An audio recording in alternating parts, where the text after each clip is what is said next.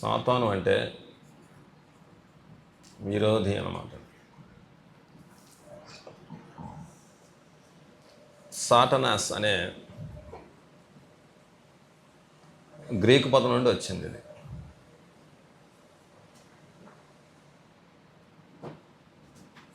Greek పదం నుండి వచ్చింది అనమాట.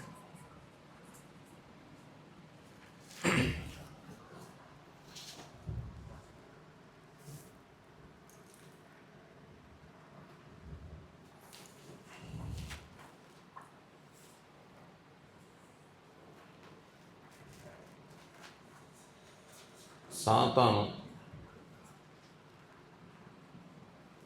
ఎక్కడి నుండి వచ్చాడు?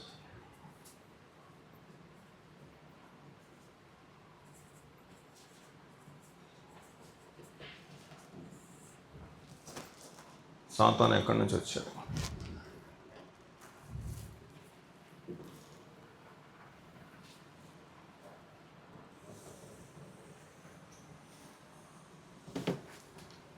సాతాను ఎక్కడి నుంచి వచ్చాడంటే లోకాభిప్రాయం ఏంటంటే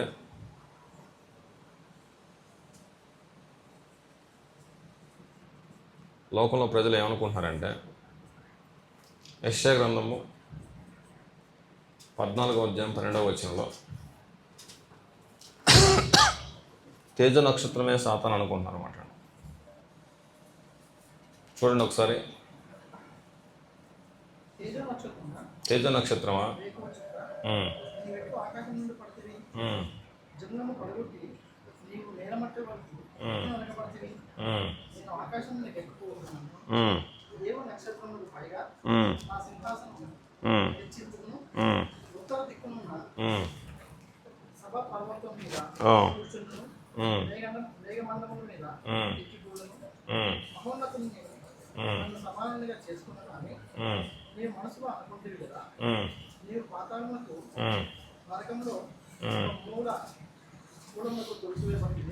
ఎట్టు త్రోయబడుతుంది అంటాడు.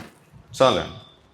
కాబట్టి ఇక్కడ కనబడుతున్న తేజ నక్షత్రం, ఈ తేజ నక్షత్రమే సాతాను అనేసి కొంతమంది అభిప్రాయం.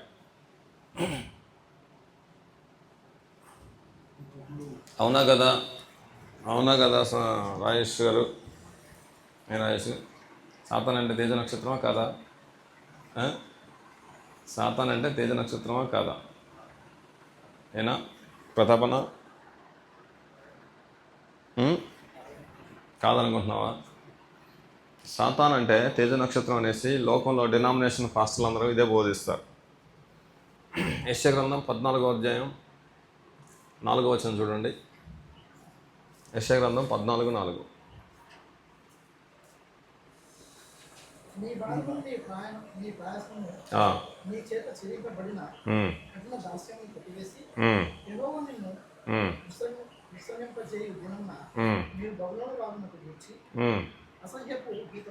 అపహాస్యపు గీతం బబులోను రాజును గూర్చి. ఆ బబులోను రాజును గూర్చి ఎవరు గూర్చి అంటండి? బబులోను రాజును గూర్చి అపహాస్యపు గీతం అన్నమాట. అపహాస్యపు గీతం. ఎవరు సంబంధించిన గీతం అంటే ఇది రత్నమన. కాబట్టి ఇది బబులోను రాజును గూర్చి మాట్లాడుతున్నాడు యెషయా గ్రంథంలో. యెషయా గ్రంథం 14:1 నుంచి ఆ చివరి వరకు కూడా బబులోను రాజు గురించి మాట్లాడుతున్నాడు. ఇది సాతాను గురించి కాదు. ఇది ఏ గీతం అనమాట అండి? ఇది అపహాస్యపు గీతం, అపహాస్య గీతం అనమాట అండి. కాబట్టి ఈ అపహాస్య గీతంలో తేజ నక్షత్రం అనే మాట ఎవరికి సంబంధించిందనమాట? బబులోను రాజుకు సంబంధించింది. తేజో నక్షత్రమా, ఒకప్పుడు తేజ నక్షత్రం వెలిగినవాడా, దేవుని కంటే ఎక్కువగా ఊహించుకున్నవాడా, నువ్వు ఎలా త్రోయబడ్డావు పాతాళానికి అనే మాటని సంబోధిస్తారు. కానీ ఈ పాస్టర్లు ఏమనుకున్నారంటే తేజ నక్షత్రమే సాతాను, ఒకప్పుడు తేజ నక్షత్రంలో వెలిగింది సాతాను అనుకుంటున్నారన్నమాట. వాళ్ళు అపార్థం చేసుకొని తప్పుడు బోధ బోధించారు. అదే బోధ ఇప్పుడు నానుడిలో ఉందన్నమాట అండి, ప్రాచుర్యంలో ఉందన్నమాట అండి. కాబట్టి యెషయా గ్రంథంలో కనబడుతున్న తేజ నక్షత్రము సాతాను కాదు. వాళ్ళు కథ అల్లారనమాట. లోకంలో కథ ఉంది. లోకంలో ఉన్న కథ సాతాను గురించి ఏమైనా కథ తెలుసా నీకు? తెలియదా? ఏనా నీకేమైనా తెలుసా? ఏం తెలియదా కథ? ఆ, తెలుసు నీకు తెలిసి ఉండొచ్చు కథ. సాతాను గురించి ఏమైనా కథ తెలుసా అంతకుముందు నీకు? తెలియదా? పరలోకంలో దేవుడు మహాసింహాసనం మీద కూర్చుని ఉన్నాడని, పరలోకంలో దేవదూతలు దేవుని చుట్టూ తిరుగుతూ పరిశుద్ధుడు పరిశుద్ధుడని గాన ప్రతిగానాలు చేస్తుంటాయని, అక్కడ ఆయన మహామహిమ అనుభవిస్తున్నాడని, ఈ మహామహిమలో అనుభవిస్తున్నటువంటి దేవుడు తన దగ్గర దూతలు, అధికారులైన దూతలు ఉన్నారు. ఈ అధికారులైన దూతల్లో లూసిఫర్ అనబడుతున్నటువంటి ఒక దూత ఉన్నాడు. ఇతడే దూతలందరికీ ప్రధాన దూత అనమాట అండి అనేసి వాళ్ళకి కథల్లారు. తర్వాత మిఖాయేలు, తర్వాత గబ్రియేలు, ఇలాంటి కొంతమంది దూతలు ఉన్నారు. వాళ్ళలో ప్రధానమైన దూత మిఖాయేలని. ఈ మిఖాయేలు ఒకప్పుడు తేజ నక్షత్రంలోగా వెలుగుతున్నాడని, అయితే ఇతనికి దేవుని సింహాసనం మీద కన్నుబడిందని, ఆయనే కూర్చోవాలా నేను కూర్చోకూడదా అనేసి తన మనసులో ఎప్పుడైతే వచ్చేసిందో వెంటనే దాన్ని గమనించిన దేవుడు దానికి క్రిందికి తోసేయాలని ఉద్దేశిస్తే ఇదేం చేసిందంటే సగం మంది దూతలను తన వైపు లూసిఫర్ సగం మంది దూతలను తన వైపు తిప్పుకొని, ఒక పక్క దేవుడు, ఒక పక్క దూతలు, ఈ పక్క మిఖాయేలు, ఈ పక్క లూసిఫర్ ఇద్దరు యుద్ధం చేశారని, యుద్ధంలో లూసిఫర్ ఓడిపోయిన లూసిఫర్ని దేవుడు అక్కడి నుంచి ఏం చేశాడంట, కిందికి పడదోశాడని యెషయా గ్రంథం 14:12 వచనాన్ని బట్టి సాతాన తేజ నక్షత్రం అనే వీటిలో ఆకాశం నుంచి పడితివి అనే మాటకు పాస్టర్లు అల్లిన కథ అన్నమాట ఇదంతా. ఇది కథ మాత్రమే, బైబిల్ ఎక్కడ దీనికి ఆధారం లేదు. ఈ కథ ఇప్పుడు వినలేదా మీరు? మరి వినలేదన్నారు ఇందాక. ఇంకేం కథ అనే ఇదంతా కూడా ఈ డినామినేషనల్ చర్చెస్లో ఈ కథ ఇప్పటికీ వినబడుతూనే ఉందన్నమాట అండి. ఇప్పటికీ వినబడుతూనే ఉంది. కానీ బైబిల్ ఏం చెప్పుద్దంటే ఉన్నట్టుగా అసలు ఇది ఆ వచ్చిన బబులోను రాజు గురించి మాత్రమే కానీ సాతాను గురించి కాదు. ఎట్టి పరిస్థితుల్లో అపార్థం చేసుకోకూడదు. వచనాన్ని మనం వక్రీకరించకూడదు అనమాట అండి. కాబట్టి ఈ లోకంలో తేజ నక్షత్రమే సాతాను అనుకుంటున్నారు. కానీ బైబిల్ బోధ ఏం చేస్తుందంటే కొలస్స పత్రిక 1వ అధ్యాయము 16వ వచనం చూడండి. కొలస్స పత్రిక 1:16.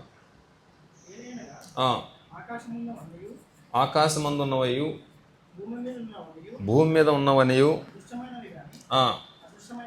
అదృశ్యమైనవి కానీ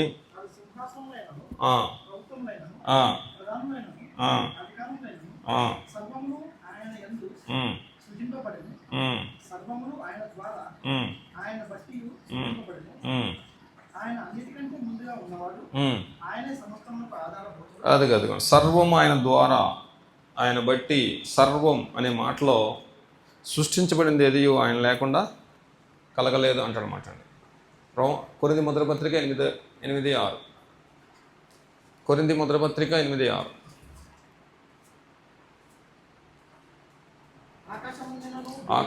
భూమి అందైనను దేవతలు అనబడినవి ఉన్నను మనకొక్కడే దేవుడు ఉన్నాడు. చాలండి. ఆయన నుండి అదిగోండి సమస్తం అనే మాటలో సాతాను కూడా ఒకడు అనమాట.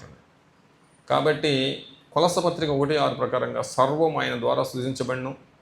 కొరింథీ 8:6 ప్రకారంగా సమస్తం ఆయన నుండి కలిగింది ఏది ఆయన లేకుండా కలగలేదనే మాటను బట్టి మనకి ఏమర్థమవుతుందంటే సాతాను అనేవాడు సృష్టించబడిన వాడే కానీ ఉన్నవాడు కాదు. సాతాను సృష్టించబడినవాడు అనమాట. సాతాను సృష్టించబడినవాడు.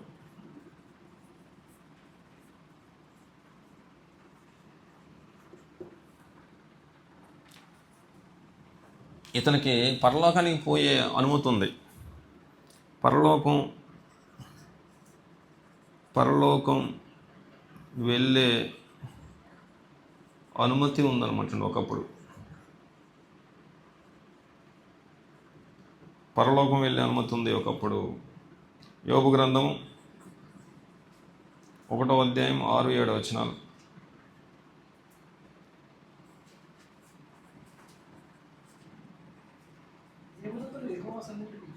దేవదూతలు యెహోవా సన్నిధి నిలుచుటకై వచ్చిన దినం ఒకటి తటస్థించును. ఆ దినమున అపవాది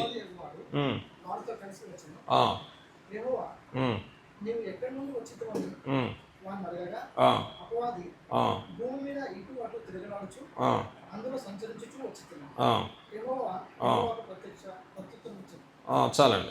కాబట్టి పరలోకంలో దేవుని సమ్ముఖానికి చేరింది యోబు గ్రంథంలో అపవాది.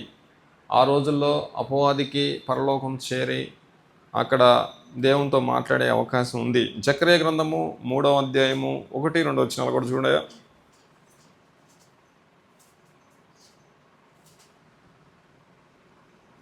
మరియు యెహోవా దూత ఎదుట ప్రధాన యాజకుడైన యెహోషువ నిలవబడుతూ సాతాను ఫిర్యాది అయి అతని కుడిపార్శ్వమున నిలువబడుటయు ఆయన నాకు కనపరిచాడు. అదిగో యెహోషువ మీద ఫిర్యాదు చేయడానికి అపవాది పరలోకం వెళ్ళింది. యోబు మీద ఫిర్యాదు చేయడానికి అపవాది పరలోకం వెళ్ళింది. అంతకుముందు అపవాది భక్తుల మీద ఫిర్యాదు చేయడానికి పరలోకం వెళ్తూ ఉండేదన్నమాట. ప్రకటన గ్రంథం 12వ అధ్యాయము 7వ వచనం. ప్రకటన 12:7 వచనం.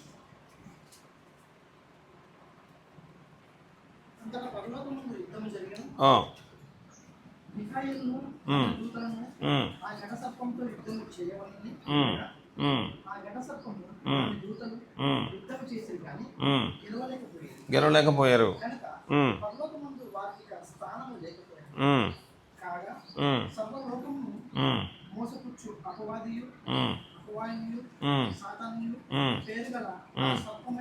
ఆది సర్పమైన పడద్రోయబడిను. అదిగోండి, భూమి మీద పడద్రోయబడింది అంటాడనమాట. ఆకాశం నుంచి పడద్రోయబడుద్దని చెప్పేసి యేసు సాతాను ఆకాశం నుండి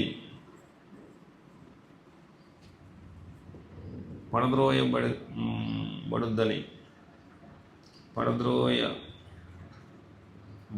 చెప్పేసేదాన్ని.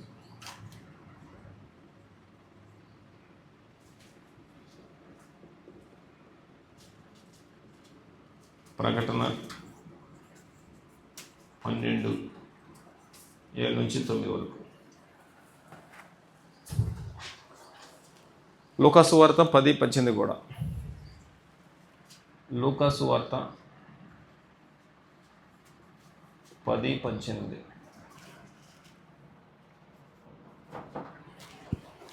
లూకాసు వార్త 10:18.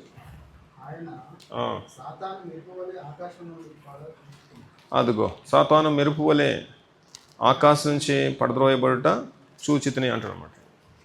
5వదిగా సాతానుకు కూడా దూతలు ఉన్నారు.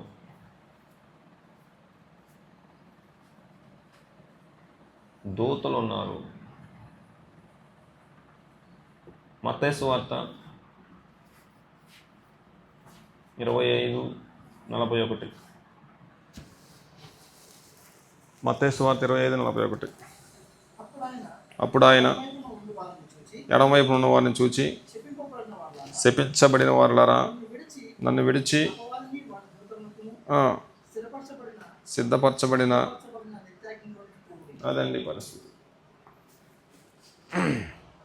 ఆ తర్వాత అపవాది శరీర సంబంధి కాదు. అపవాది శరీర సంబంధి కాదన్నమాట. అపవాది శరీర సంబంధి కాదు.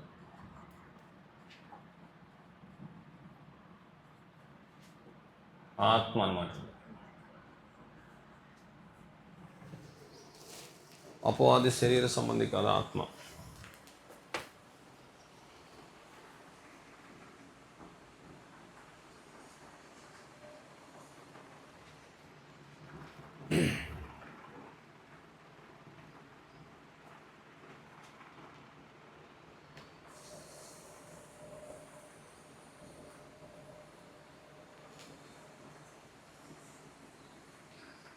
సాతాను అంటే ఏంటనమాట? ఆనందన సాతాన్ అనే మాటకు అర్థం ఏంటంటే విరోధి. సాతాన్ ఎక్కడి నుంచి వచ్చాడు? తనంతట తనకు ఉన్నవాడా, సృష్టించబడినవాడా? సృష్టించబడి. లోకంలో ప్రజలు ఏమనుకుంటున్నారు? తేజ సాతాన్ అనుకుంటున్నారు. కానీ బైబిల్ ఏం చెబుతుందంటే సాతాన్ అనేవాడు ఉన్నవాడు కాదు, సృజించబడినవాడు. ఎవరు సృజించారన్నమాట దీన్ని? దేవుడే సృజించాడు. ఒకప్పుడు పరలోకానికి వెళ్ళే అవకాశం ఉంది, కానీ యేసు ప్రభువు దాన్ని కిందికి పడద్రోశాడు. సాతాను కూడా దూతలు ఉన్నారు. సాతాను శరీర సంబంధి కాదు. సాతాను యొక్క గురి ఏంటంటే, సాతాను గురి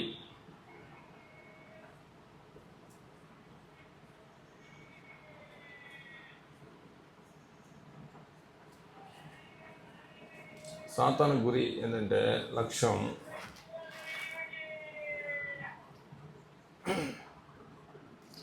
సాతాను ఎక్కడి నుంచి వచ్చాడు అనేది ప్రాముఖ్యం కాదు, కానీ సాతాను యొక్క పని ఏందో తెలుసుకోవాలన్నమాట.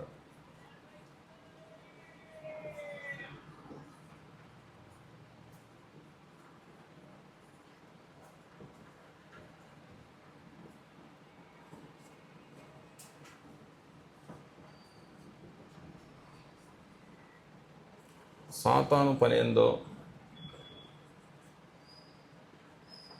గురి తెలుసుకోవాలి. అందులో ఒకటి ఏంటంటే ప్రకటన గ్రంథం 12వ అధ్యాయం 9వ వచనం. ప్రకటన 12:9.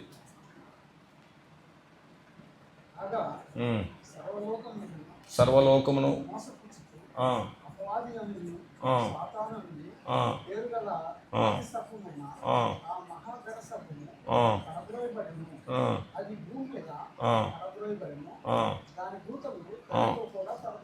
అదండి పరిస్థితి. దాని దూతలు దాంతో కూడా పడద్రోయబడి అంటారన్నమాట. కాబట్టి ప్రజలందరినీ మోసం చేసి శోధించటం దాని పని అన్నమాట. శోధించటం దాని పని. మొదటగా దాని పని ఏంటంటే ప్రపంచ ప్రజలందరినీ, దేవుడు సృష్టించిన మానవులందరూ, ప్రతపన దేవుడు సృష్టించిన మనుషులందరూ దేవునికి వాళ్ళకి ఏమైనా సంబంధం ఉందా?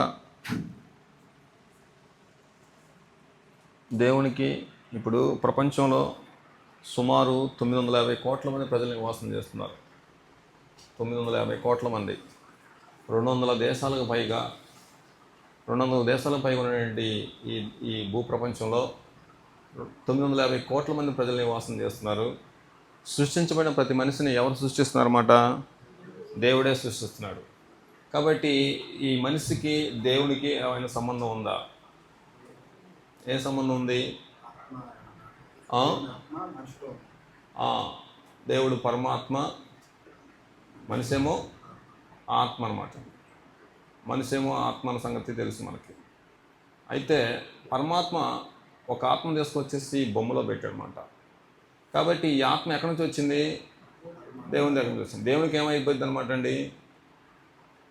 దేవునికి ఏమైందంటే కుమారుడు, కుమార్తె, సాక్షాత్తు భూమి మీద పుడుతున్న ప్రతి మనిషి దేవుని కుమారుడే. వాడు దేవుని నమ్మినా నమ్మకపోయినా. యోహాను రాసిన మొదటి పత్రిక 4వ అధ్యాయం 13వ వచనం.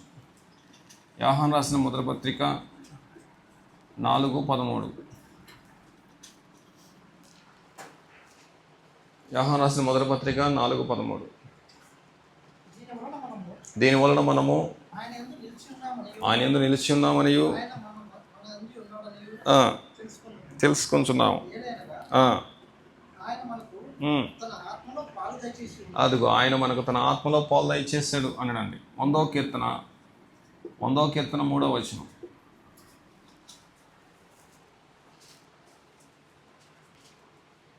100వ కీర్తన 3వ వచనం.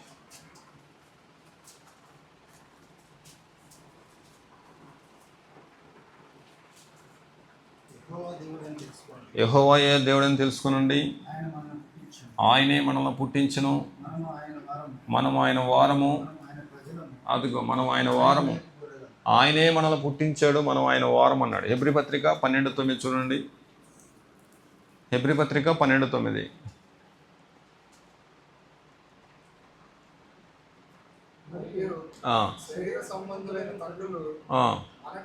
శిక్షకులై ఉండేది. శిక్షకులై ఉన్నారు, వారి యందు భయభక్తులు కలిగి ఉంటిరి. వారి యందు భయం భక్తి కలిగి ఉన్నాము. అట్లయితే అట్లయితే ఆత్మలకు తండ్రి అయిన వానిని ఎవరికి తండ్రి అంటే ఈయన ఇది చూడండి, ఆత్మలకు తండ్రి. ఆయన ఎవరికి తండ్రి అంటమ్మా? ఆత్మలకు తండ్రి. నువ్వు ఆత్మ అయితే నీ తండ్రి ఆయన. రాజేశన రాజేష్ అంటే ఎవరు అనమాట? బొమ్మ కాదా?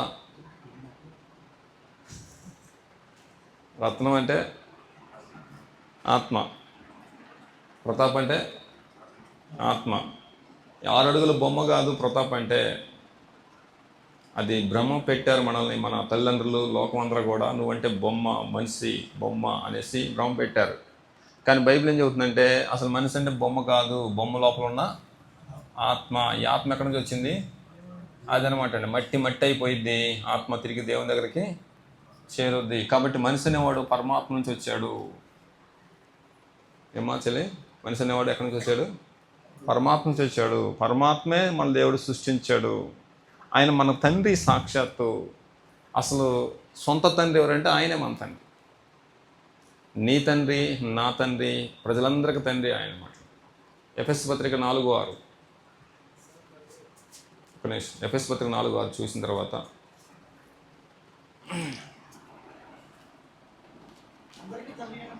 అందరికీ, ఇటు చూడండి బోర్డుకి వెళ్ళి, ఇప్పుడు అందరికీ 950 కోట్ల మంది ప్రజానీకానికి మొత్తానికి తండ్రి ఒక్కడే. ఇప్పుడు చెప్పండి డౌట్ ప్రతాప్ సార్. ఇప్పుడు అందరూ ఆత్మలే కదా. అందరు ఆత్మలే కదా. ఇప్పుడు ఈ బొమ్మకి డిఫరెంట్ పేర్లు ఉన్నాయి కదా. ఓకే. ఇది ఎలా రిలేషన్ అవుతుంది? ఏంటది? మనకి ఎవరు మనం పెట్టుకున్న పేరు కదా. అవును. మరి దేవునికి ఎలాగా?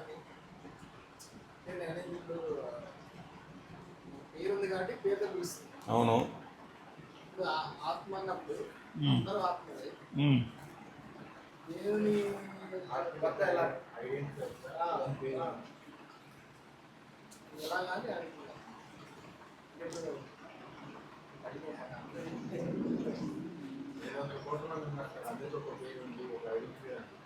ఆ పేరు సింగర్ ఉంది, మార్చి పెట్టుకోవచ్చు, ఏదైనా పేరు పెట్టుకోవచ్చు, ఎవరైనా పెట్టుకోవచ్చు. కానీ అందరూ ఆత్మలే. దేవునికి ఎలాగా పేరు అనేది ఐడెంటిటీ అనేది మనం ఇక్కడ ఫిజికల్ ఐడెంటిటీ డిఫరెంట్ ఉంటుంది. ఫిజికల్ బాడీ ఉంది, ఇది మన ఐడెంటిటీ. కానీ దేవునికి మనకి ఆత్మ లాగా అంటే వేరే విధంగా ఎలాగా ఎలా గుర్తిస్తారు? చాలా ఆత్మ నేను ఒక విషయం సర్వసృష్టికి కారణం ఉంటుంది. ఈ ప్రపంచం సర్వాన్ని కూడా తెలుసుకోవాలి. ఇప్పుడు మన కుటుంబం ఉంది, మన కుటుంబంలో మన పిల్లలు ఎవరు ఏంటి అనేది మనకు తెలుస్తుంది. ఎందుకంటే దాని మీద ఫోకస్ మనం చేస్తాం. ఇప్పుడు దేవుడు అనేవాడు సర్వ సృష్టి మీద ఫోకస్ చేస్తాడు కాబట్టి అందరి మీద ఆయనకి అది ఇది ఉంటుంది, తెలిసే మనం ఉంటుంది. నా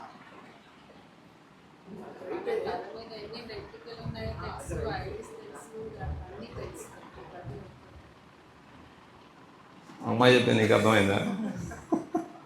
ఆయన ప్రతాప్ సార్ ఆయన సామాన్యుడు కాదు సార్, ఆయన మహాజ్ఞాని. మహాజ్ఞాని అయిన దేవుడు సృష్టించిన మనుషులు ఎంతమందో, ఎవరు ఏ ఆత్మ ఏ పేరు కలిగి ఉందో ఆయనకు బాగా తెలుసు. ఆత్మగా ఆయన గుర్తించగలడు. అంటే నేను అనేది ఏంటంటే మన ఫిజికల్ ఇక్కడ మనం గేమ్స్ పెట్టుకున్నాము, ఆయనకి అన్నీ తెలుసు.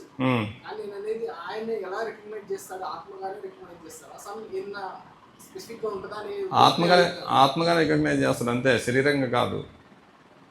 ఆత్మగానే మాట్లాడతాడు. ఆయన బోధ అంతా కూడా ఆత్మబోధే. యేసుప్రభువు చెప్పింది కూడా ఆత్మబోధే. అందుకే యేసుప్రభువుతో సాతాను ఏముంటుందంటే ఈ రాళ్ళని రొట్టెలుగా చేసుకొని తినమంటది. అప్పుడు యేసుప్రభువు ఏమంటాడు? మనుష్యుడు రొట్టె వల్ల మాత్రం కాదు కానీ దేవుని నోటి నుంచి వచ్చిన ప్రతి మాట వలన. ఈయన మాట్లాడింది భౌతికంగా మాట్లాడా, అది మాట్లాడింది.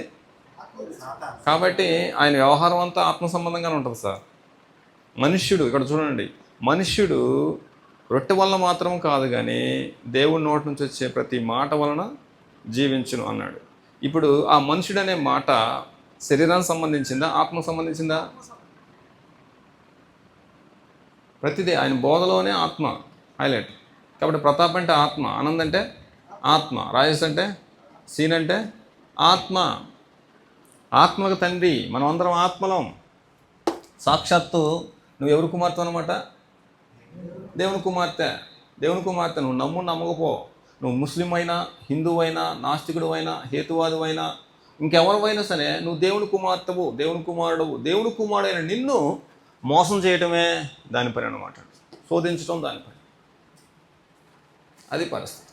సాతాను పని ఏందనమాట అండి?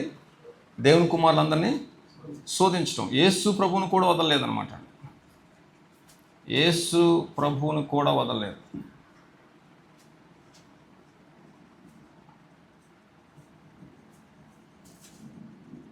హెబ్రీ పత్రిక 4వ అధ్యాయము 15వ వచనం. హెబ్రీ పత్రిక 4:15. ప్రధాన యాజకుడు మన ప్రధాన యాజకుడు మన బలహీనతల యందు మన బలహీనతల యందు మనతో సహానుభావము లేనివాడు కాదు గాని సమస్త విషయంలో మన వలనే శోధింపబడినను ఆయన పాపము లేని వాడుగా ఉండెను. అదిగో, అంటే మనలాగా ఆయన కూడా శోధించబడ్డాడు. యేసు వారిని కూడా శోధించాడు అపవాది అనేవాడు. మూడవదిగా ఏర్పరచబడిన వారిని మోసం చేస్తుంటాడు అనమాట. మత్తయి సువార్త 24వ అధ్యాయం 24వ వచనం. మత్తయి సువార్త 24:24. అబద్ధపు క్రీస్తులను అబద్ధపు ప్రవక్తలు వచ్చి సాధ్యమైతే ఏర్పరచబడిన వారిని సైతము మోసపరచుటకై గొప్ప సూచక్రియలను మహత్కార్యములను కనబరచును. అదండి పరిస్థితి. అదిగో ఏర్పరచబడిన వారిని కూడా మోసం చేస్తుందట. నాలుగవదిగా సాతాను భౌతిక సంబంధ, ఆత్మ సంబంధ? ఆత్మ సంబంధి. సాతానుగా వచ్చి మనుషులను మోసం చేయడం అన్నమాట.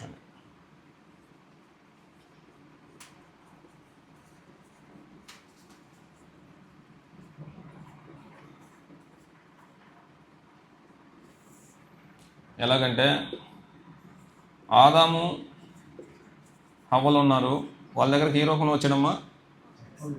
సర్పం రూపంలో వచ్చాడు.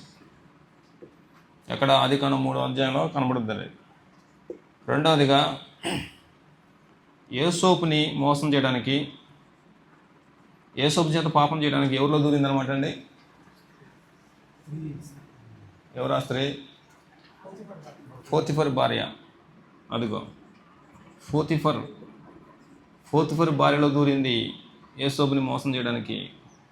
మూడవదిగా యేసుక్రీస్తుని మోసం చేయడానికి ఎవరిలో దూరిందనమాట అండి? పేతురులో దూరింది. మత్తయి సువార్త 16వ అధ్యాయం 22వ వచనం.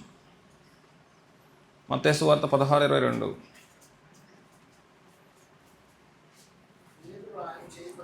పేతురు ఆయన చేయబట్టుకొని, ప్రభువా అది దూరమవును గాక. అదిగో యేసు వారు ఏమన్నాడు? ప్రతాప్ సార్, ఇదిగో ఈ ప్రజలందరూ నన్ను చంపుతారు, నేను చచ్చిపోతాను అనేసి చెప్తున్నాడు. అప్పుడు ఈ పేతురు ఏమంటాడంటే, ప్రభువా అది నీకు దూరం అవును గాక అంటాడు. అది నీకు దూరం అవును గాక అంటే అర్థం ఏంటి? నువ్వు చావడానికి వీల్లేదు, నువ్వు బతికే ఉండాలి అన్నట్టు. అప్పుడు యేసు ప్రభువు ఏమంటున్నాడు చూడండి కింద, సాతానా ఏంది మరి మాట్లాడింది ఎవరు అక్కడ? సీనన్న యేసు ప్రభువుతో మాట్లాడింది ఎవరు అక్కడ? పేతురు. మరి సాతాను అంటాడు ఏందినా? అదిగో పేతురులో సాతాను జొరబడి యేసు ప్రభువుని, సర్పంలో సాతాను జొరబడి ఆదామవల్ని, పోతిఫర్ భార్యలో సాతాను జొరబడి యేసోబుని. కాబట్టి నిన్ను మోసం చేయడానికి ఈరోజు ఎవరిలో దూరచ్చు. నీలో దూరచ్చు, నీ భార్యలో దూరచ్చు, మీ ఇంట్లో వాళ్ళలో దూరచ్చు అనమాట. అది పరిస్థితి.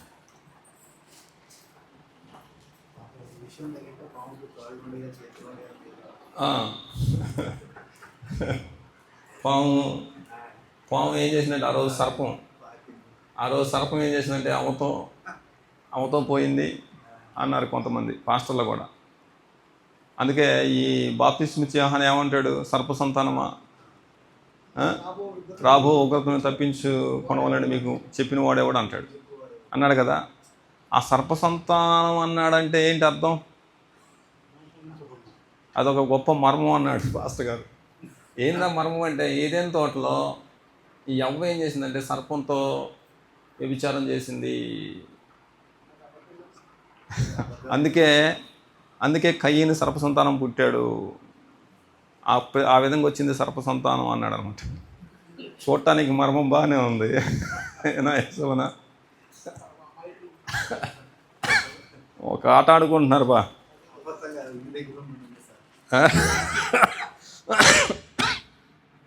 ఏంది ప్రతాపన, ఏం మాట్లాడేది నువ్వు? సర్పసంతానం అంటే అట్లా వచ్చిందని కదా. సర్పం ఎక్కడా, మనిషి ఎక్కడా? సర్పానికి మనుషులు పుట్టడం ఏంది? అయినా సరే, సర్పం అవ్వతో పోయింది అనుకుందాం, మరి సర్పం పుట్టాలిగా, అంతే కదా. సర్పం పుట్టాలిగా, మరి మనిషి పుట్టాడండి.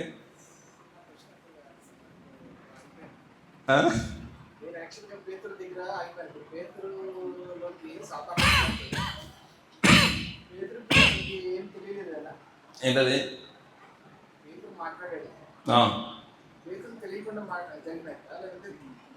అవునవును, అవగాహన లేదు.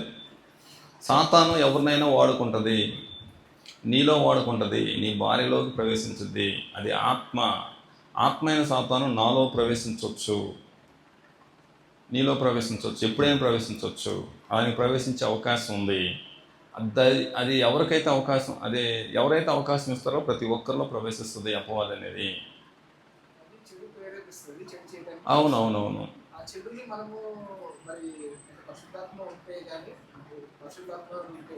లేకపోతే మన మనస్సాక్షి మనకు తెలుస్తుంది చెప్తుంది కదా, చేయకూడదు, రైట్ రాంగ్.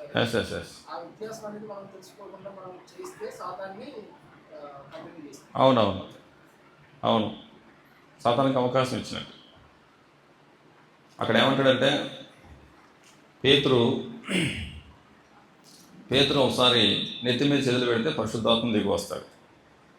ఓకే, సమరయ పట్టణానికి మొదటగా పోయింది ఎవరన్నా? సీననా? ఫిలిప్పు పోయాడు. ఓకే, ఫిలిప్పు పోయాడు. వాళ్ళకి వాక్యం చెప్పింది ఎవరు? ఫిలిప్పు. బాప్తిస్మ ఇచ్చింది ఎవరు? ఫిలిప్పు. కానీ చేతులు పెట్టడానికి వచ్చింది ఎవరు? పేతురు చేతులు పెట్టంగా ఎవరు దిగి వచ్చారు?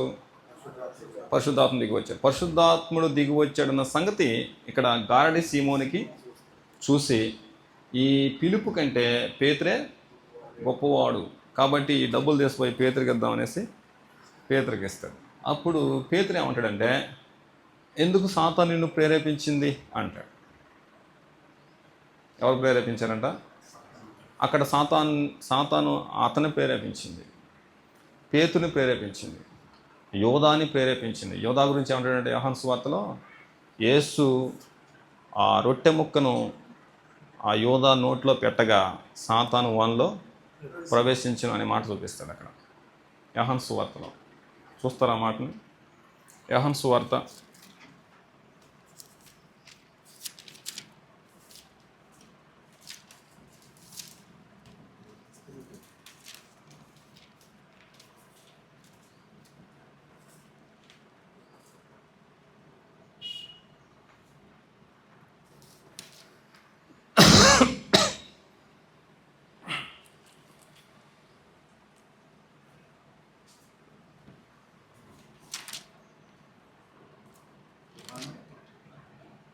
13వ అదే చూస్తున్నా.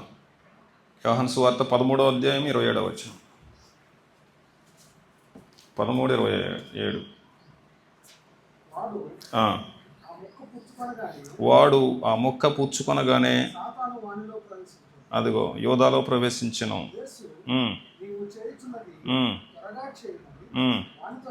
అదిగో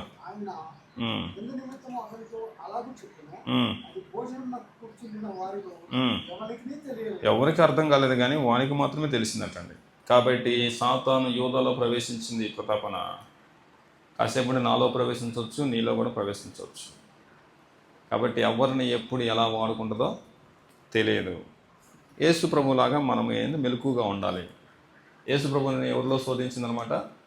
పేతురులో ఉంది. యేసు ప్రభు వారు ఏమంటాడు?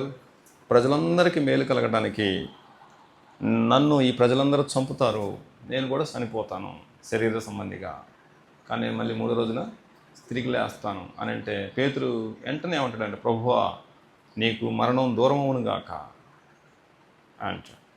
వెంటనే యేసువారు అన్న మాట ఏందనమాట అంటే, సాతానా నువ్వు నా వెనక్కి పోము అంటే ఆ మాటలో సాతాను పలికిందన్న సంగతి యేసు వారికి అర్థమైంది. నీకు కూడా అర్థం కావాలి.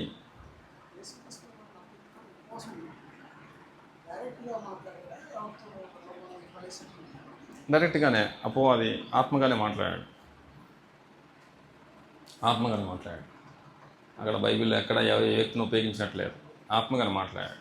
కాబట్టి ఈయన ఆత్మ కాబట్టి, అది ఆత్మ కాబట్టి ఆత్మలుగా మాట్లాడుతున్నారు. చెప్పండి.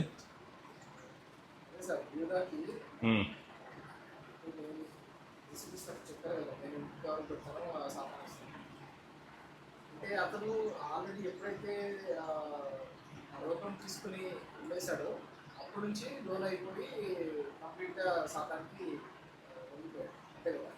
సో అందుకని తర్వాత ఫాలో అప్ స్టెప్స్ ఏదైనా చేసినా కూడా అతనికి ఇంకా అంటే లేదు, రిపెండెన్స్ లేదు. అతనికి మార్మోన్స్ పొందాలనే ఆలోచన రాలేదు. ఎందుకంటే పూర్తిగా కఠినమైపోయాడు, పూర్తిగా దానికోసం సమర్పించుకున్నట్టుగా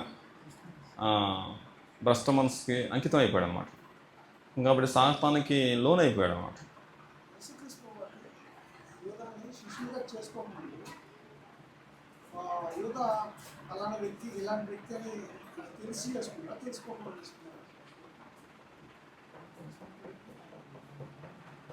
మీలో ఒకడు సాతాను అన్నాడుగా, మీలో ఒకడు సాతాను అని చెప్పేసి యేసు వారు తెలుసు. ఆయనకి భవిష్యత్తు ఎరిగిన దేవుడు కాబట్టి తెలుసు. తండ్రి చిత్తం అన్నది శిష్యులందరూ తండ్రి కదా ఏర్పాటు చేసి ఇచ్చింది. అవును. యోహాను సువార్త 17 ఏమంటాడంటే, నీవు నాకు అనుగ్రహించిన ఈ మనుషులు అంటనమాట. కాబట్టి తెలిసే ఏం జరుగుద్దో ముందే తెలుసు, ఎవరు అప్పగిస్తారో కూడా తెలుసు, ఎంతకు అప్పగిస్తారో. అందుకే నువ్వు చేయదలుచుకుంది అదనమాట. కాబట్టి చెప్పండి, ఈ రోజున పాఠం మీరు చెప్పండి. సాతాన్ అంటే ఏంటనమాట? ఈరోజు సాతాన్ ఎక్కడి నుంచి వచ్చాడు? సాతాన్ అంటే శరీర సంబంధ, ఆత్మ సంబంధ? లోకస్తులు ఏమనుకుంటున్నారు? తేజ నక్షత్రమే సాతాన్ అనుకుంటున్నారు అన్నమాట. పరలోకంలో యుద్ధం జరిగింది, ఆ యుద్ధంలో ఓడిపోయాడు కాబట్టి దేవుడు లూసిఫర్ని ఏం చేశాడంట? సాతానుగా చేశాడనేసి అనుకున్నారు. కానీ లూసిఫర్కి సాతానికి ఏం సంబంధము లేదు. లూసిఫర్ అనే మాట బైబిల్లో లేదు. ఈ పాస్టర్లు అతికిచ్చారు ఆ మాటని, కల్పించేశారు అన్నమాట. లూసిఫర్ అనే మాట ఇప్పుడు చదివావా? నువ్వు చదివావా బైబిల్లో? బైబిల్లో చెప్పండి. అలాగనమాట అండి. కాబట్టి కలిగి ఉండేది ఆయన లేకుండా కలగలేదు. కాబట్టి సాతాను కూడా ఎవరి చేత సృష్టించబడింది అనమాట అండి? దేవుని చేత. సాతాను యొక్క లక్ష్యం ఏందనమాట? గురి ఏందనమాట? శోధించడం. యేసు ప్రభువుని కూడా శోధించింది, ఏర్పరచవాన్ని కూడా మోసం చేస్తుంది అనమాట. ఎలా మోసం చేస్తుంది? మనుషుల రూపంలో వచ్చి మోసం చేస్తుందా, లేకపోతే ఆత్మ రూపంలో వచ్చి మోసం చేస్తుంది అనమాట? మనుషుల్లో ప్రవేశించుద్ది.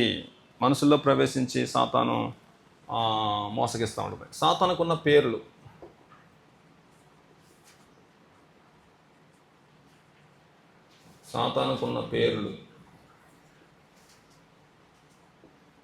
ఒకటి మోసగాడు. ప్రకటన గ్రంథము 12వ అధ్యాయము 7వ వచనం చదవండి ఒకసారి.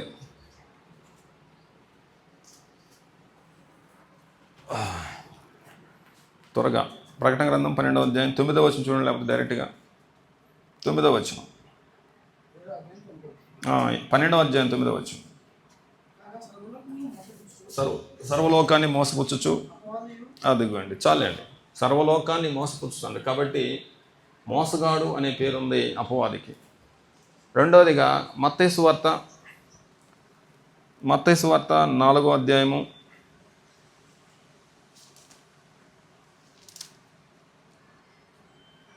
4వ అధ్యాయము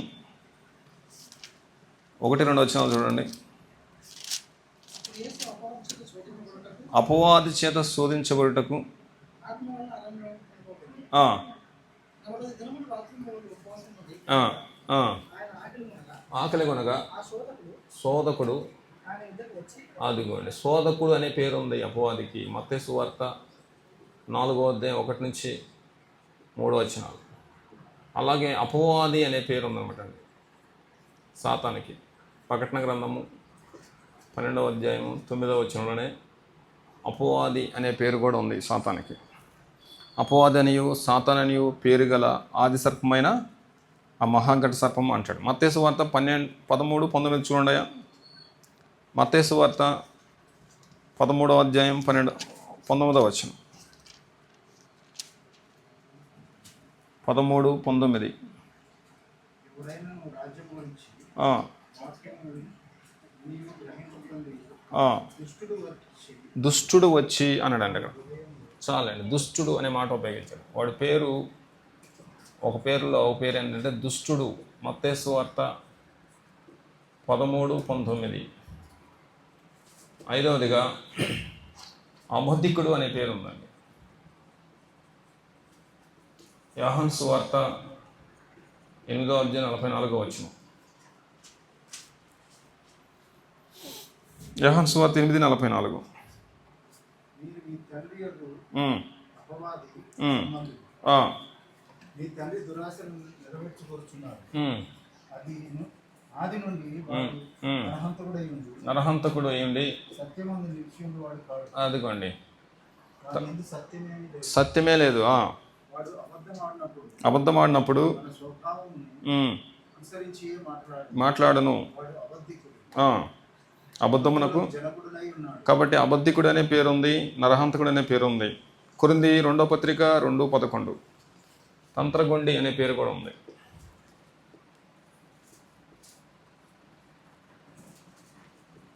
కొరింథీ 2వ పత్రిక 2:11. నేనేమైనా క్షమించి ఉంటే ఆ, సాతాను ఉమ్, మనల్ని మోసపరుచుకున్నట్లు ఉమ్, మీ నిమిత్తం ఉమ్, క్రీస్తు సమూహం నందు ఉమ్, క్షమించి ఉన్నాడు. ఉమ్, సాతాను ఉమ్, తంత్రములను ఉమ్. మనము ఎరగని వారం కాము. చాలు అంటాడండి. సాతాను తంత్రం అంటే తంత్రం గుండి అనమాట అండి. తంత్రాలతో మనుషులు మోసం చేస్తుంటాడు. కాబట్టి రకరకాల పేర్లు, మోసగాడు అనే పేరుంది, శోధకుడు అనే పేరుంది, అపవాది అనే పేరుంది, దుష్టుడు అనే పేరుంది, అబద్ధికుడు అనే పేరుంది, నరహంతకుడు అనే పేరుంది, తంత్రగుండి అనే పేరుంది అనమాట సాతానికి. సాతాను అన్ని కాలాల్లో పనిచేస్తున్నాడండి. సాతాను అన్ని కాలాల్లో ఉన్నాడు.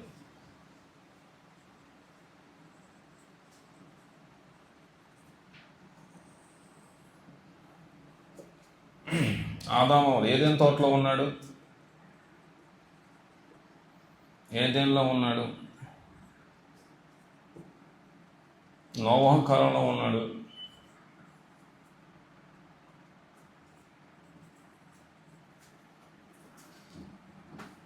లోతు కాలంలో ఉన్నాడు,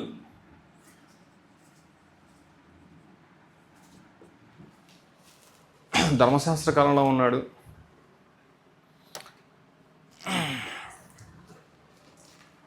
ఆదికాండం 3వ అధ్యాయంలో మనకు కనబడుతుంది ఏదైనా తోటలో. ఆదికాండము 6వ అధ్యాయం, ఆదికాండము 9వ అధ్యాయం. ధర్మశాస్త్ర కాలంలో కూడా ఉందన్నమాట. ధర్మశాస్త్ర కాలంలో కూడా పనిచేశాడు అపవాది అనేవాడు.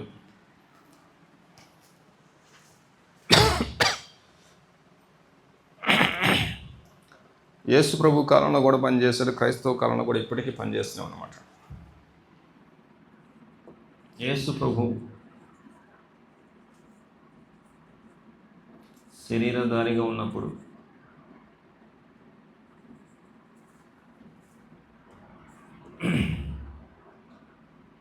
క్రైస్తవ కాలంలో కూడా పనిచేస్తున్నాడు.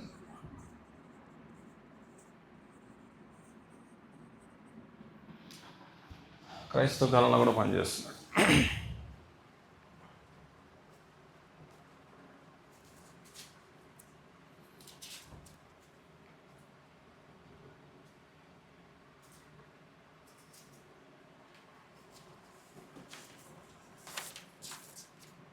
నేటి కాలంలో సాతాను ఎలా పనిచేస్తున్నాడంటే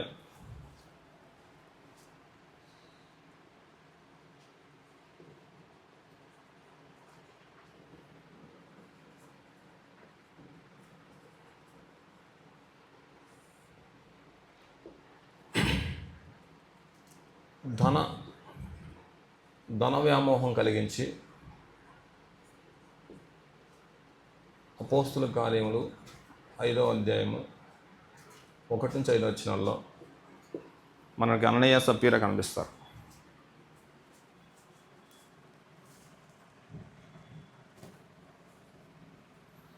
అపోస్తుల కార్యములు 5వ అధ్యాయము 1-5 వచనాలు.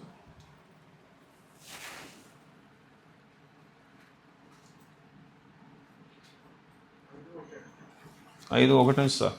అననీయ అనే ఒక మనుషుడు ఉమ్, తన భార్య అయిన ఉమ్. సప్ఫీరాను ఏకమై పొలం అమ్మాను. భార్య ఉమ్, ఎరుకగానే ఉమ్. వాడు దాని వెలలో కొంత దాచుకొని ఉమ్. తెచ్చి ఉమ్, అపొస్తలుల పాదముల యొద్ద పెట్టాడు. ఉమ్, అప్పుడు పేతురు అననీయ ఉమ్, ఈ భూమి నెలలో ఉమ్, దాచుకొని పరిశుద్ధాత్మను మోసపుచ్చుటకు సాతాను ఉమ్, ఈ హృదయం ప్రేరేపించడం ఉమ్, అది నీ యొద్ద ఉన్నప్పుడు నీకే కదా, ఉమ్, అందరి పిమ్మట అది నీ వశమై ఉండలేదా? ఉమ్, ఎందుకు ఈ సంగతి నీ హృదయంలో ఉద్దేశించుకున్నావు? ఉమ్, నీవు మనుషులతో కాదు ఉమ్. దేవునితోనే అబద్ధమాడినవని ఉమ్. వానితో చెప్పాను. సరే, నేటి కాలంలో సాతాను పని ఎలా చేస్తున్నాడంటే ధన వ్యామోహం కలిగించి, అలాగే దురాశ కలిగించి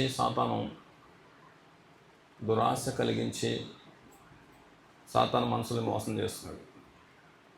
4వదిగా పదవీ వ్యామోహం కలిగించమాట.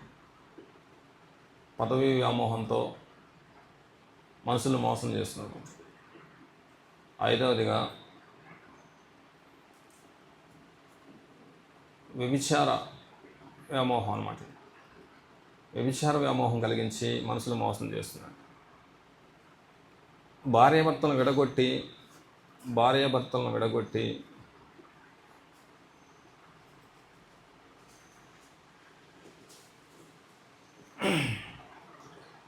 విడగొట్టి పాపం చేయించి మనుషులను నాశనం చేస్తున్నమాట. ఏ రకంగా మనుషులను నాశనం చేయాలో ఆ రకంగా నాశనం చేస్తున్నాడు. లోకస్తులందరినీ విగ్రహారాధనతో నాశనం చేస్తున్నమాట. లోకస్తులను విగ్రహారాధనతో నాశనం చేస్తున్నాడు. క్రైస్తవులను తప్పుడు బోధతో నాశనం చేస్తున్నాడు.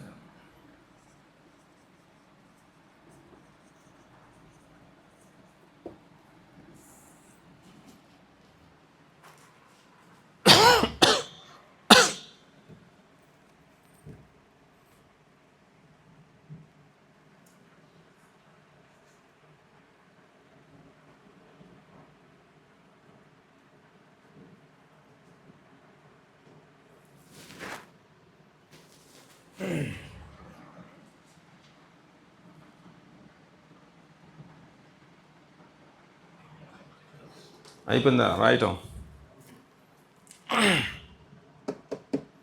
సాతానికి శక్తి ఉందన్నమాట అండి.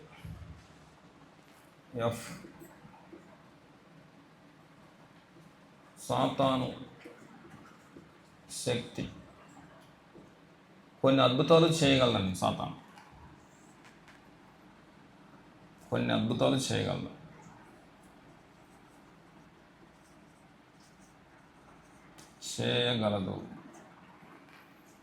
తర్వాత రోగాలు పుట్టించగలదు అనమాట అండి.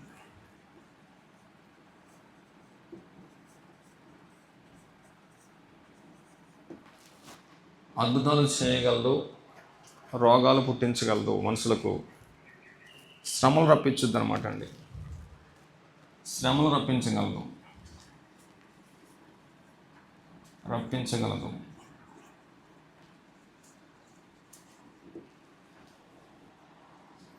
వెలుగుదూత వేషం వేసుకొని వెలుగుదూత వేషం వేయగలమాట.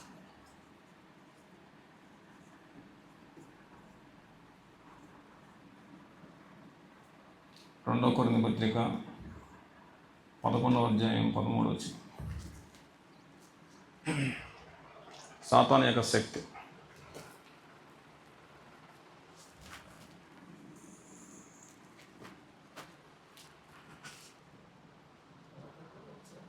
పదకొండు 13. వీరైనా అట్టివారు యేసు యొక్క అపోస్తలుల వేషం ధరించుకున్న వారై ఉండి దొంగ అపోస్తలులను మోసగాళ్ళను అని వారిని ఉన్నారు. ఇది ఆశ్చర్యం కాదు. సాతాను తానే వెలుగుదూత వేషం ధరించుకుని ఉన్నాడు. చాలండి. సాతాను వెలుగుదూత వేషం ధరించుకుంటాడు. అద్భుతాలు చేయగలరు. ఏనా రత్నభవన అద్భుతాలు ఎప్పుడైనా చేసిందా సాతాను? ఎక్కడ? తల గట్టి కూపుతున్నావు. ఎక్కడా చెప్పు. గారడె సీమోను గారడెలు చేయించాడు. ఇంకా ఎక్కడ? సీనన్నా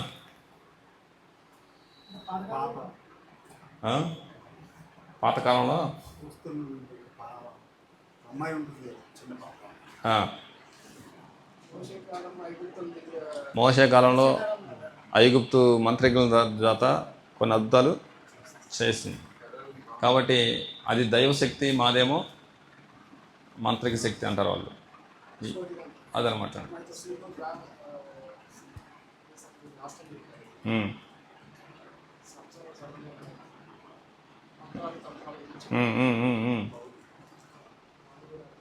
అవును, కొన్ని మంత్రాలు కొన్ని అద్భుతాలు చేయించగలరు. అది తాత్కాలికం అనమాట అండి, శాశ్వతం కాదు.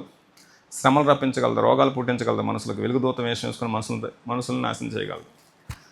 జీ పాయింట్ ఏంటంటే విశ్వాసులు సాతాన్ని జయించగలరు. అవునవును, యోబుకి దేవుడు అనుమతి చేత రోగం కలిగించింది అపవాది. ఈరోజు కొంతమందికి రోగాలు కలిగించేది కూడా అపవాది అనమాట. దానివల్ల విశ్వాసులు దూరం అవ్వరు, కానీ అవిశ్వాసులు దూరం అవుతారు.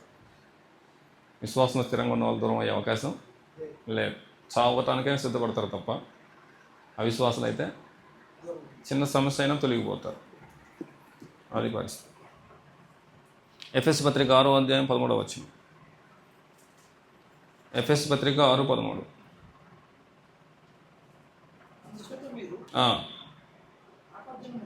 ఆపద్దినమందు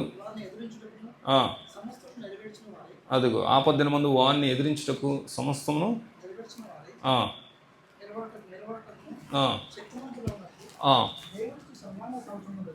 అదిగోండి వాడిని ఎదిరించగలరు అనమాట అండి విశ్వాసులు. ఎఫెసీ పత్రిక 6వ అధ్యాయం 13 వచనం. సాతాన్ని ఎదిరించగలరు. తర్వాత యాకోబు పత్రిక 4వ అధ్యాయము 5వ వచనం చూడండి. యాకోబు పత్రిక 4వ అధ్యాయం 7వ వచనం చూడండి ఒకసారి. కాబట్టి దేవునికి లోబడి ఉండండి, అపవాదిని ఎదిరించండి అని. చాలండి, అపవాదిని ఎదిరించినప్పుడు వాడు. రోమపత్రిక 16వ అధ్యాయము 19-20 వచనాలు కూడా చూడండి.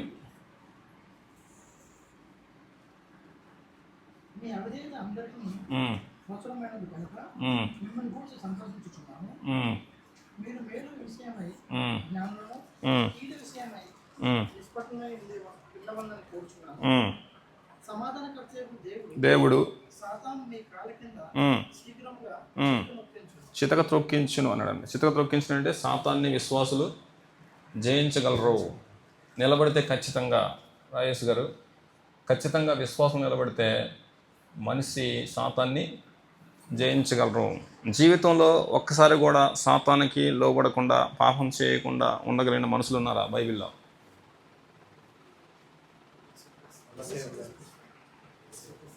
యేసోపు ఉన్నాడు. ఇంకెవరున్నారు? యేసుప్రభు గారు ఉన్నారు. మరియమ్మ తల్లి ఉంది. యోబు గారు ఉన్నారు. షడ్రకు మేషకు. కాబట్టి వీళ్ళందరూ మనుషులే కదా. కాబట్టి విశ్వాసంలో స్థిరంగా ఉండగలిగితే, దేవుని పక్షాన నిలబడగలిగితే, దేవుని సహాయంతో మనుషులు సాతాన్ని జయించవచ్చు. హెచ్ పాయింట్ ఏంటంటే సాతానుకు అంతం ఉంది. సాతానుకు ఏముందంటండి? అంతం ఉంది. మత్తయి సువార్త 25వ అధ్యాయము 25:41 చూడండి.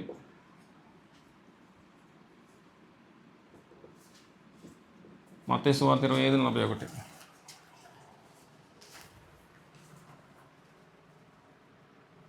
అప్పుడు ఆయన ఎడమవైపు ఉన్న వారిని చూసి శపింపబడిన వారులారా, శపించబడిన వారులారా, నన్ను విడిచి నన్ను విడిచి అపవాదిని అపవాదికిని స్థిరపరచకుండా సిద్ధపరచబడిన పరచబడిన ప్రయాణానికి పోండి. ఆ, నేను ఆకలి వంటిని, ఆ, మీరు నాకు భోజనం పెట్టలేదు.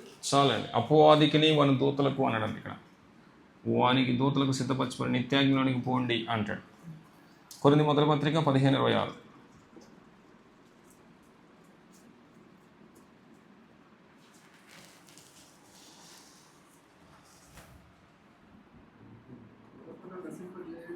చేయబడిన శత్రువు ఉమ్, మరణం.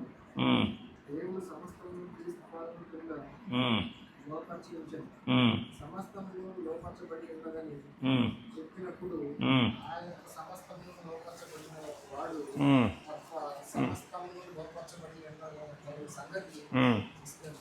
ఉమ్, మరియు ఉమ్, సమస్తము ఆయనకు లోపరచబడినప్పుడు ఉమ్, దేవుడు ఉమ్. సర్వంలో సర్వమగు నిమిత్తము సర్వమందు నిమిత్తము ఆ, కుమారుడు ఉమ్, తనకు సమస్తమును లోపరచిన దేవునికి ఉమ్. తానే లోబడు. ఉమ్, ఇట్లు కాని యెడల మృతుల కొరకై ఉమ్. బాప్తిస్మం పొందు కాబట్టి ఇక్కడ ఏమంటాడంటే అప్పుడు అంతమైపోయింది అంటాడండి. 26వ వచనం స్టార్టింగ్లో ఏమంటాడంటే మరణము 26వ వచనం స్టార్టింగ్ చదవండి ఒకసారి. కడపట నశింపజేయబడు శత్రువు ఆ. మరణము. అదిగో కడపట నశింపజేయబడు శత్రువు ఇక్కడ అపవాది అంతమైపోతాడు, నరకంలో నశింపజేయబడతాడు. దెస్సలోనికీయులకు రాసిన 2వ పత్రిక 2:8. దెస్సలోనికీయులకు రాసిన 2వ పత్రిక 2:8. అప్పుడు ఉమ్. ధర్మవిరోధి ధర్మవిరోధి బయలుపరచబడును, ప్రభువైన యేసు తన నోటి ఊపిరి చేత చేత వాని సైన్యము ఆ, తన ఆత్మ ప్రకాశం చేత నాశనం చేయును. నాశనం చేయను. కాబట్టి సాతానికి కూడా నాశనం ఉంది. నాశనం ఉందంటండి. సాతానికి నాశనం ఉంది. నాశనం ఉంది సాతానికి.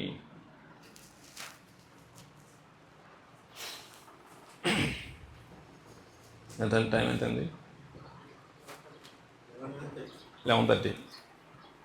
రైట్. చెప్పండి, ఈరోజున్న పాఠం మీరు చెప్పండి. సాతాన్ అంటే ఏందనమాట అండి? విరోధి. సాతాన్ ఎక్కడి నుంచి వచ్చిందనమాట? లోకస్తులు ఏమనుకుంటున్నారన్నా? ఆనందన తేజ నక్షత్రం సాతాన్ అనుకుంటున్నారు. తేజ నక్షత్రానికి సాతానికి ఏమైనా సంబంధం ఉందా లేదా? లేదు. బైబిల్ ఏం బోధిస్తుంది సాతాన్ గురించి? సృజించబడినవాడు కాదు, ఉన్నవాడు కాదు, సృజించబడినవాడు. దేవుడే దాన్ని సృజించాడు. ఆయనకి తెలుసు ఎందుకు అవసరమో, దానికోసం సృజించాడు అన్నమాట అండి. ఒకప్పుడు పరలోకానికి వెళ్ళే అవకాశం ఉంది. సాతాను ఆకాశం నుంచి పడద్రోయబడతాడని యేసుప్రభువు ముందుగానే తెలియజేశాడు. సాతానుకు కూడా ఎవరు ఉన్నారన్నమాట అండి? దూతలు ఉన్నారు. సాతానుకు శరీరం లేదు, సాతాను ఆత్మ. రెండోదిగా సాతాను యొక్క గురి ఏందనమాట అండి? దేవుని మనుషుల పిల్లల్ని ప్రజలందరినీ మోసం చేయడం సాతాను యొక్క పని, శోధించడం సాతాను యొక్క పని. యేసుప్రభువుని కూడా శోధించిందనమాట అండి. ఏర్పరచబడిన వాడిని కూడా మోసం చేస్తూ ఉంటుంది. సాతానుగా వచ్చి మోసం చేస్తుందా? ఎవరన్నా మనసులో మోసం చేస్తుంది అనమాట. ఆదాము వలన ఎవరిలో దూరింది? యేసుప్రభుని మోసం చేయడానికి ఎవరిలో దూరింది అనమాట అండి? యేసుప్రభు వారిని మోసం చేయడానికి ఎవరిలో దూరిందనమాట? అదనమాట. సాతానుకున్న పేర్లు ఏంటనమాట చెప్పండి వరుసగా? మోసగాడు, తర్వాత అంతరగుండి అనమాట. రకరకాల పేర్లతో సాతాను బైబిల్లో పిలువబడింది. సాతాను ఒక కాలం సంబంధించిన కూడా అన్ని కాలాల్లో ఉన్నాడనమాట అండి. సృష్టికి ముందు కాదు, సృష్టి తర్వాతనే సాతాను ఉన్నాడు అనమాట. సృష్టికి ముందు ఉన్నట్టుగా మనకి ఎక్కడ కనబడదు. సృష్టికి ముందు ఉంటే సాతాను కూడా ఉన్నవాడు అవుతాడు. బైబిల్ ఎక్కడ కూడా సృష్టికి ముందు ఉన్నట్టు సాతాను ఏదైనా తోటలోనే మనకు ప్రత్యక్షం అవుతాడు అనమాట. ఏదైనా తోట దగ్గర నుంచే మనకు కనబడతాడు. ఆదామావుల దగ్గర కనిపించాడు, నోవా కాలంలో కూడా కనిపించాడు, లోతు కాలంలో, ధర్మశాస్త్ర కాలంలో ఉండే ప్రజలను కూడా మోసం పాపం చేయించాడు. ధర్మశాస్త్ర కాలంలో ఎవరు మోసం చేశాడన్నా రత్నబాబు అన్న సాతాను? ఎవరు మోసం చేశాడన్నా సీనన్న ధర్మశాస్త్ర కాలంలో? ఎవరిని మోసం చేశాడన్నా యేసుబాబు అన్న ధర్మశాస్త్ర కాలంలో?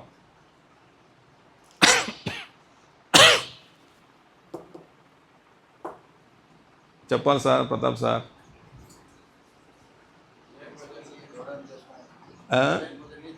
ఇశ్రాయేల్ ప్రజల్ని ఆయన కాదు మీ దేవుడు ఇదిగో ఇదే దూడనేసి విగ్రహారాధనతో మోసం చేస్తాడు. రాజు మోషేను కూడా మోసం చేశాడు. తర్వాత రాజులు దావీదుని కూడా పాపం చేయించి మోసం చేయించాడు. సౌల్ని ఇలా చాలామందిని అనమాట ధర్మశాస్త్ర కాలంలో. యేసు వారి శరీరధారిగా ఉన్నప్పుడు ప్రజలందరినీ మోసం చేశాడు. క్రైస్తవ కాలంలో కూడా ప్రజల్ని మోసం చేశాడు. క్రైస్తవ కాలంలో నేటి కాలంలో ఎవరిని మోసం చేశాడు? అననీయ సప్పీరాని డబ్బు పిచ్చితోటి కొంతమందిని దురాశ కలిగించి, కొంతమందికి పదవి వ్యామోహంతోనే సంఘాలు చీలిపోతున్నాయి అనమాట అండి.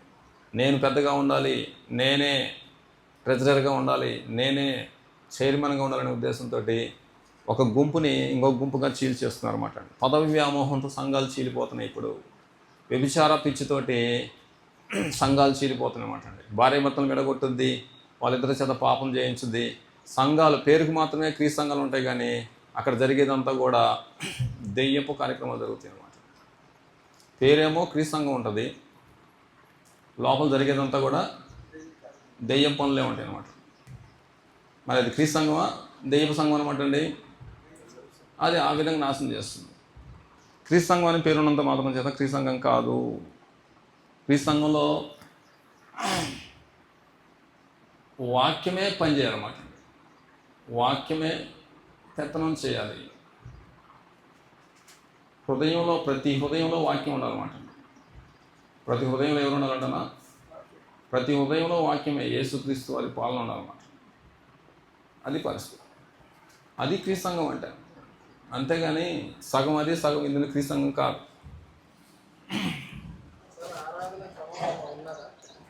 ఉందిగా, ఆరాధన క్రమం ఉంది. ఆరాధన అనే పాఠం వచ్చుద్ది 2 నెలల్లో. అప్పుడు ఆరాధన క్రమం గురించి ఆలోచన చేద్దాం. సాతాను కూడా శక్తి ఉందా లేదా? ఉంది. ఏం చేయగలదనమాట? అద్భుతాలు చేయగలదు. రోగాలు, శ్రమలు, వెలుగుతూత వేషం వేసుకునే మనుషుల్ని మోసం చేయగలరు. కాబట్టి విశ్వాసులు, అన్ని కాలాల విశ్వాసులు సాతాను జయించగలరా? జయించలేరా? జయించగలరు. పితరుల కాలంలో సాతాను జయించిన వాళ్ళు ఉన్నారు, ధర్మశాస్త్ర కాలంలో సాతాను జయించిన వాళ్ళు ఉన్నారు, ఇప్పుడు కాలంలో కూడా సాతాను జయించిన వాళ్ళు ఉన్నారు అన్నమాట అండి. సాతాను జయించాలనే తీర్మానం తీసుకుంటే దేవుడు నీ పక్షాన్ని నిలబడతాడు. ఖచ్చితంగా దేవుడు నిన్ను ఆదుకుంటాడు. శద్రక మేషక అబేద్నెగో సాతాను జయించేలా చేశాడు. దానియేలు ద్వారా దేవుడు సాతాను జయించేలా చేశాడు. యోబు ద్వారా, యోసేపు ద్వారా, ఈ విధంగా చాలామంది భక్తులు దేవుని పక్షాన్ని నిలబడితే దేవుడు వారి పక్షాన్ని నిలబడి సాతాను జయించే విధంగా సహాయం చేస్తారన్నమాట అండి. ఇంతకీ సాతానుకి అంతం ఉందా లేదా? ఉంది. సాతానుకు కూడా అంతం ఉంది. కాబట్టి సాతాను దేవుడు ఎందుకు సూచించాడు? మరి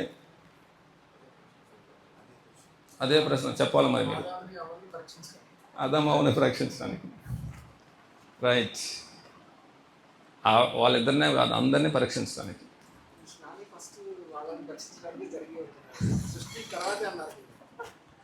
అవునవును. యాకోబు పత్రిక 1:13 చూడండి. యాకోబు పత్రిక 1:13.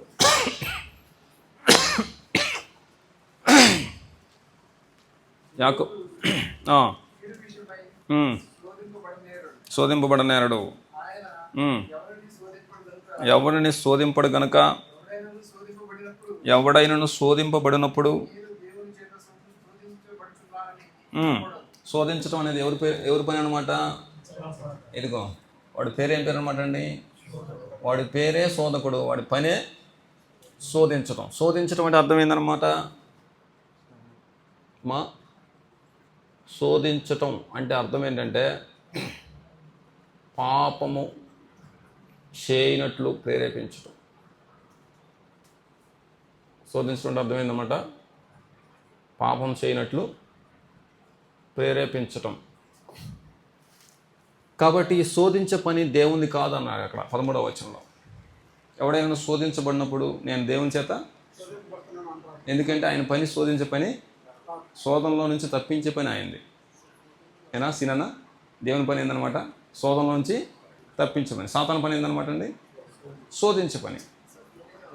14th చెప్పండి. ప్రతివాడును తన స్వకీయమైన దురాశ చేత ఎడవబడి మరులు కోల్పబడిన వాడై శోధించబడను. ఎవరి చేత శోధించబడతాడు? అపవాది చేత శోధించబడతాడు. వాడి పని ఏందనమాట అండి? శోధించడం. శోధించడం అంటే అర్థం ఏందనమాట? పాపం చేయనట్లు, దేవుడు పాపం చేసినట్లు మనసును ప్రేరేపిస్తాడా? అసలు దేవుని స్వభావమే కాదు. నేను పరిశుద్ధిని కాబట్టి మీరు కూడా ఏ ఒక్కడు నశించి పోకూడదు. ఏ ఒక్కడు నశించి పోకూడదు, నేను పరిశుద్ధిని కాబట్టి మీరు కూడా పరిశుద్ధంగా ఉండాలనే దేవుడు నిన్ను నన్ను పాపం చేసేలా ప్రేరేపించడం అనేది ఆయన స్వభావానికి వ్యతిరేకం. కాబట్టి శోధించడానికి ఒక మనిషి కావాలి కాబట్టి దేవుడు సాతాను సృజించాడు. శోధన లేకుండా రత్నబాబు అనే వ్యక్తి విశ్వాస అవిశ్వాసాన్ని తేల్చలేం. పరీక్ష లేకుండా పిల్లోడు చెప్పలేం. ఆ పిల్లోడు ఏం చెబుతాడు? నేను మంచి క్లవర్ని, నేను మంచి తెలియగలని అని చెప్తాడు. మనం చెప్పడానికి వాడు ఇంతకీ క్లవరా కాదని తెలియాలంటే ఏం పెట్టాలన్నమాట? పరీక్ష టెక్స్ట్ ఉండాల్సిందే. విశ్వాస కాదని తెలియాలంటే శోధించబడాలి. అది పరిస్థితి. యేసోపు నిజమైన విశ్వాసం తెలుసడానికి శోధన ద్వారా తెలిసింది. యేసోపు విశ్వాసి. దావీదు కూడా పాపం చేసడం తెలియడానికి శోధన వస్తే అతడు ఒరిజినల్లా డూబా తెలిసిపోయింది. అందుకోసం దేవుడు సాతాన్ని సృజించాడు. ఇంకేమైనా డౌట్ ఉందా సుధాకర్? లేదా?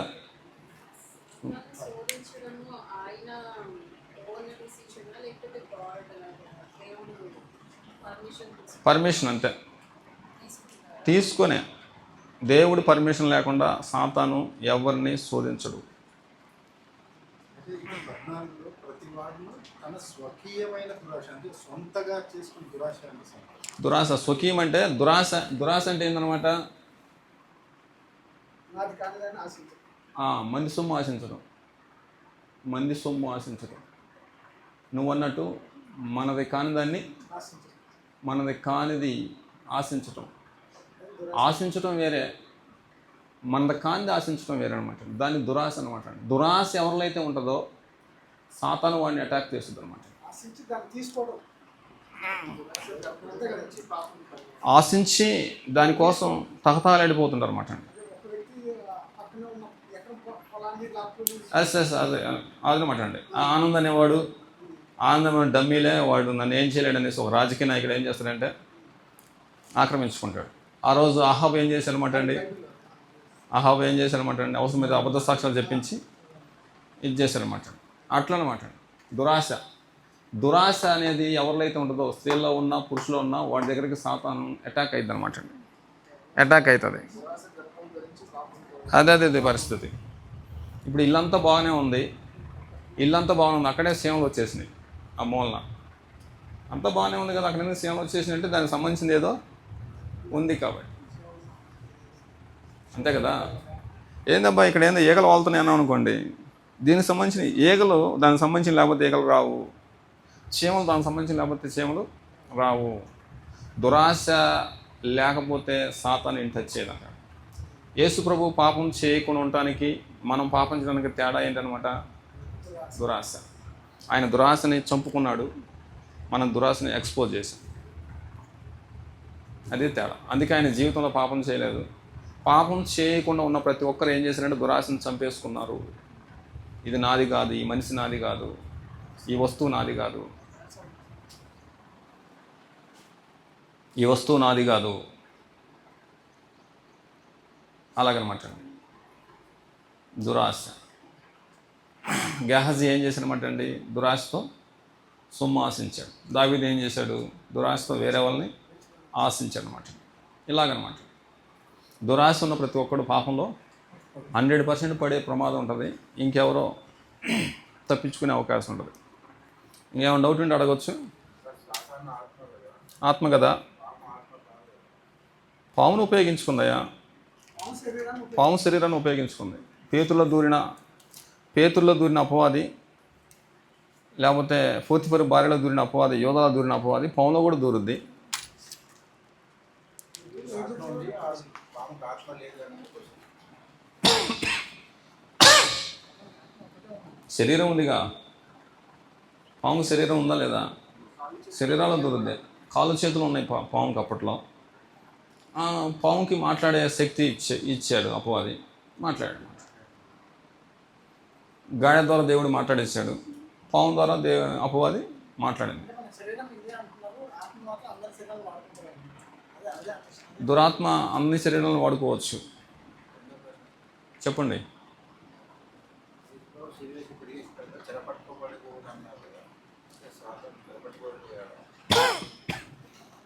మళ్ళీ చెప్పండి, డౌట్ పెద్దగా మాట్లాడండి.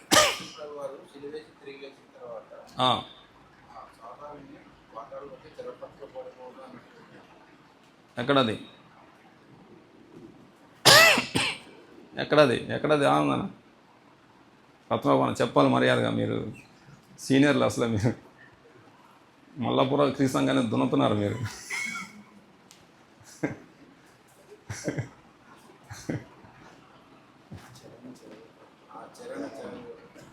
ఎఫ్ఎస్సి పత్రిక 4:7.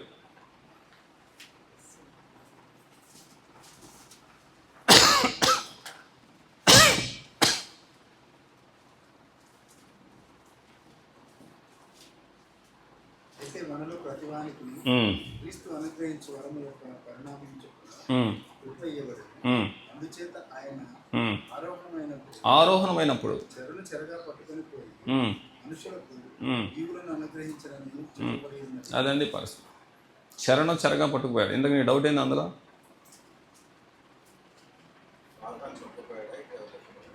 కొంతమంది ఏం బోధిస్తున్నారంటే లేదు స్వార్థం తీసుకోలేదు, పాతాళంలో బంధించున్నారు, ఆయన క్రియలు మాత్రమే ఇప్పుడు ఉన్నాయని. అలాగే సాతానాన్ని తీసుకోలేదు, బంధించేది దేవుడు.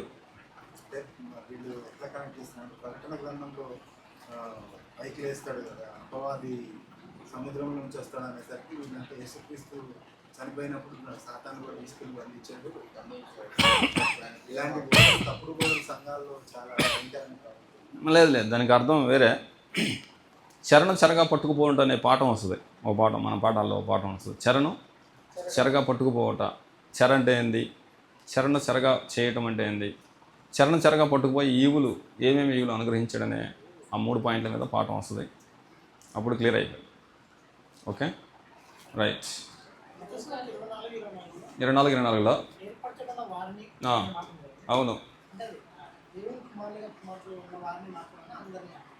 ఏర్పరచబడిన వారు అంటే బాప్తిసం తీసుకొని క్రీస్తు సంఘంలో నమ్మకంగా పనిచేస్తున్న వారిని కూడా మోసం చేస్తుంది. అర్థమవుతుందా? దావీదు ఉన్నాడు. దావీదు గురించి దేవుడే అని మాట్లాడుతాడంటే దావీదు నా ఇష్టానుసారుడు, నా ఉద్దేశాలన్నీ. దావీదు గురించి దేవుడే సాక్ష్యం చెప్తారు. అలాంటి దావీదే పాపం చేశాడు. ఇప్పుడు సంఘంలో కూడా ఫలానా ఆనంద్ అనే వ్యక్తి చాలా నమ్మకస్తుడు, ఈ మల్లాపుర క్రీస్తు సంఘంలో ఇతను లాంటి విశ్వాసం లేడు అనుకున్నా కూడా అతని చేత కూడా పాపం చేయించగలరు. కాబట్టి సేవకుడు ఉన్నాడు, అబ్బా ఇలాంటి సేవకుడు నేను ఎంతో చూడలేదయ్యా అనేసి అనుకుంటాం, కానీ ఆయన చేత కూడా పాపం చేయించగలరు. కాబట్టి ఏర్పరచబడిన వారిని కూడా మోసం చేయడానికి సాతాను ఈరోజు రెడీగా ఉన్నాడనమాట అండి. అంటే చనిపోయేంత వరకు నేను వెంటాడుద్ది, మధ్యలో తన ప్రయత్నాన్ని విరమించుకోదనమాట. సాతానికి అనుమతి ఏంటంటే నువ్వు చనిపోయేంత వరకు, యేసు ప్రభువు వారిని చనిపోయేంత వరకు వెంటాడింది, నిన్ను కూడా అంతే. ఏ స్టెప్ని వెంటాడింది, ప్రతి మనిషిని వెంటాడుద్ది అనమాట అండి. ఏ స్త్రీని ఏ పురుషుని వదిలిపెట్టడు. చనిపోయేంత వరకు సుధాకర్ని ఎనికి లాగాలని ప్రయత్నం చేస్తూ ఉంటాడు. దానికి దేవుడిచ్చిన అనుమతి. నువ్వు నిజంగా పరలోకం పోవాలనిపిస్తే దాని వరలో చిక్కుకోకూడదు. బ్రేక్.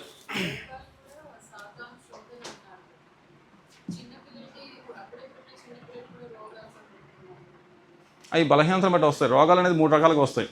అంటే ఒక రోగం అనేది ఒకే రూట్లో రాదు. ప్రకృతి వైపరీత్యం వల్ల రోగం రావచ్చు, పాపం చేయడం వల్ల రోగం వచ్చుద్ది, సాతాను ప్రమేయం వల్ల రోగం వచ్చుద్ది. రోగాలు అనేది 3 రకాలుగా వస్తాయి.